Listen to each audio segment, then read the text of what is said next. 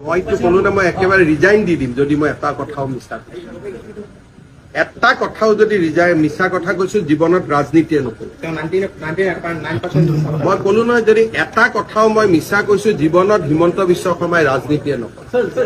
ইয়াতকৈতো আৰু একো নালাগে আৰু যদি এক কদম বেছি কৈ যায় মই এনেকুৱা প্ৰতিজ্ঞা কৰি দিম যে মই ঘৰতে নাযাম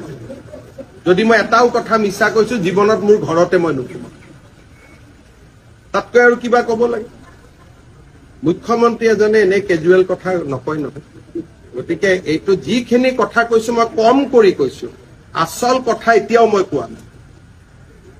যিহেতু পাতল কথা ক'ব নাপায় সেইকাৰণে মই যিমান কথা ক'ব লাগে তাতকৈ বহুত কম কৈছো 10 ছেপ্টেম্বৰত ইয়াতকৈ বেছি আপোনালোকে মোৰ শুভেচ্ছা থাকিল ফ্লপ চিনেমাৰ কাৰণে বহুত পইচা খৰচ কৰিলে